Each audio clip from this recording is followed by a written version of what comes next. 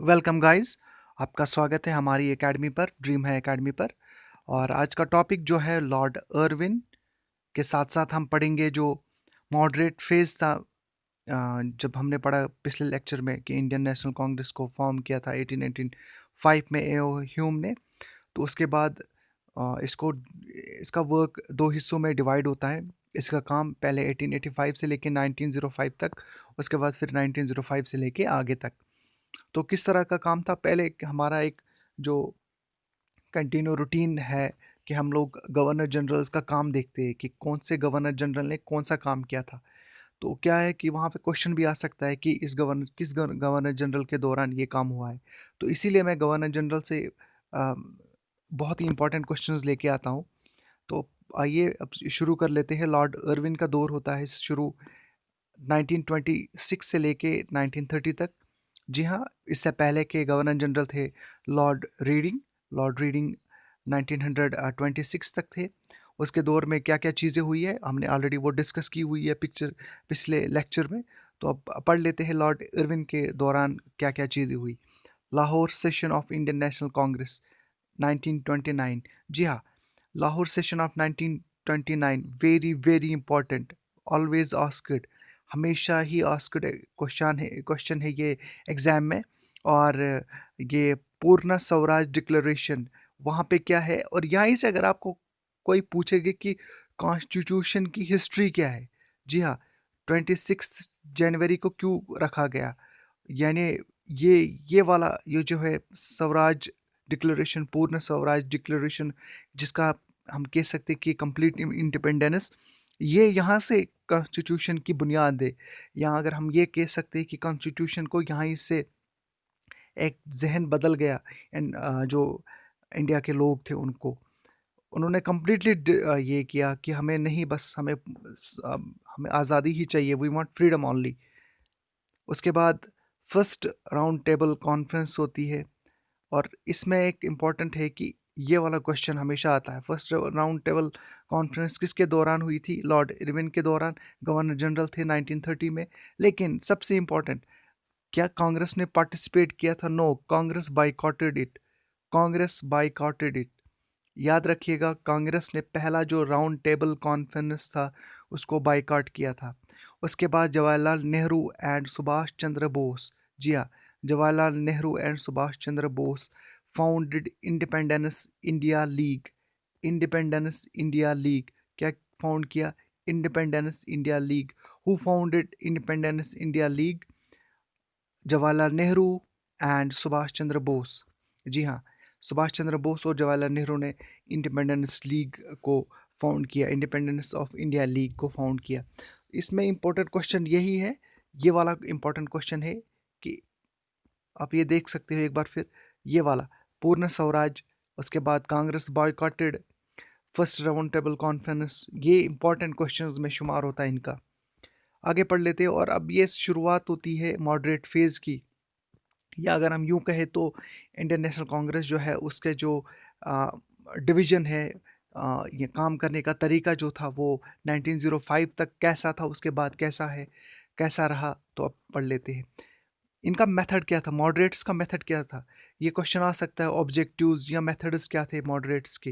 देखो, इनका काम था कि development and consolidation of feeling of national unity irrespective of race, caste, religion.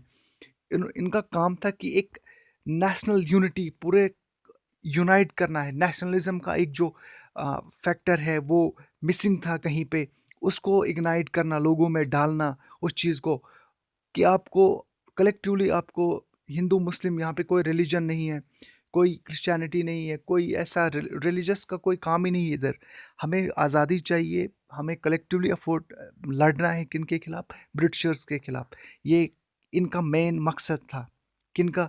Moderates का मेन मकसद था एक नेशनल यूनिटी क्रिएट करना, respective of race, caste and religion.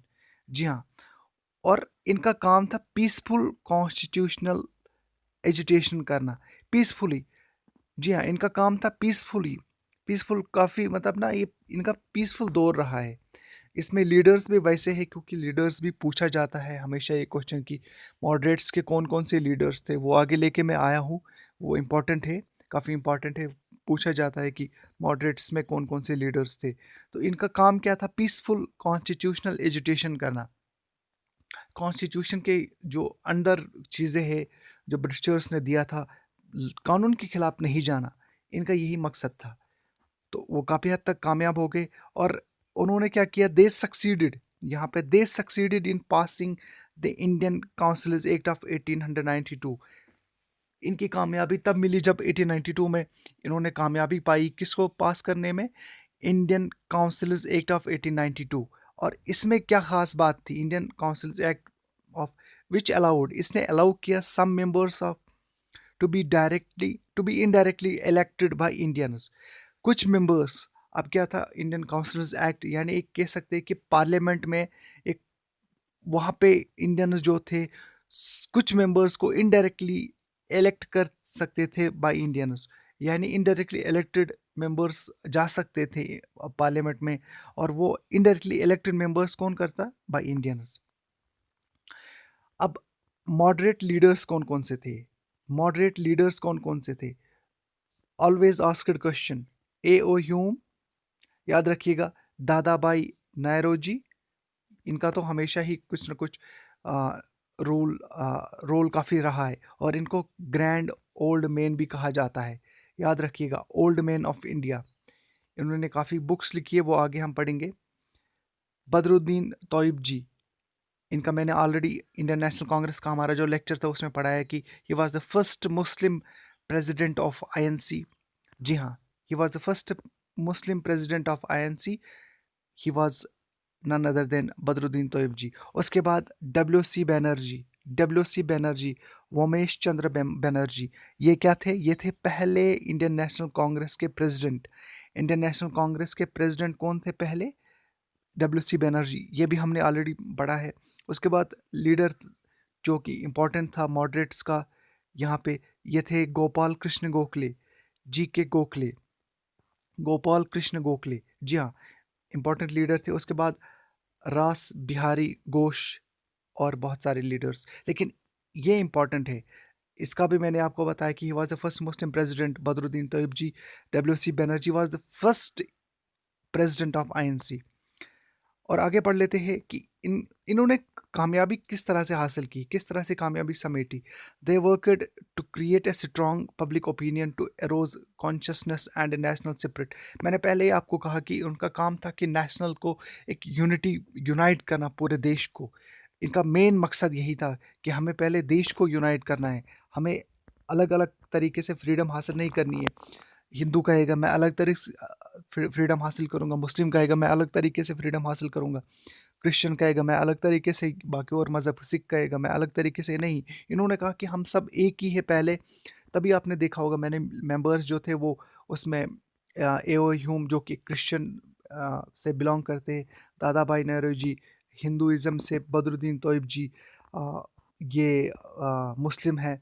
तो इसीलिए मैंने यहाँ पे लीडर्स को रखा है, ताकि आपको भी ये समझ आए कि ये, इसमें कोई ऐसा नहीं था, रिलीजन का कोई रोल ही नहीं था इसमें। तो इनका काम क्या था कि नेशनल यूनिटी क्रिएट करना, और काफ़ी हद तक वो कामयाब हो गए। और कॉन्शियस एंड नेशनल स्पिरिट को इग्नाइट करना। दे परसुएडेड का मतलब यहाँ पे होता है कि वो कन्विंस करने में कामयाब हो गए, कन्विंस करने में कामयाब हो गए किसको? ब्रिटिश गवर्नमेंट को। और ब्रिटिश गवर्नमेंट यहाँ पे मैंने लिखा हुआ है, ये देखिएगा, British government and be public to introduce reformers in India, to introduce reformers in India. काफ़ी हद तक इन्होंने जो रोल इनको दिया गया था कि हमें ऐसा रोल करना है, उन्होंने उस पर कामयाबी हासिल की। और ब्रिटिश गवर्नमेंट और ब्रिटिश पब्लिक को ये परसुएट, कन्विंस किया, उन्होंने मजबूर किया कि आपको ये रिफॉर्म्स इंट्रोड्यूस करने ही करने हैं। तो ये इनका रोल 1885 से लेके 1905 तक था। आगे हम पढ़ेंगे दूसरा इनका जो एक्सट्रीमिस्ट था उसका रोल क्या था, उनका ऑब्जेक्टिव्स क्या थे, मेथड्स क्या थे, वो पढ़ेंगे। कुछ 4-5 टॉपिक्स हमें पढ़ने हैं, उसके बाद हम एमसीक्यू सीरीज़ पे आते हैं जो कि हमने ऑलरेडी ज्योग्राफी में शुरू किए हैं। तो दीजिएगा इजाज़त, मिलते हैं एक नए लेक्चर के साथ।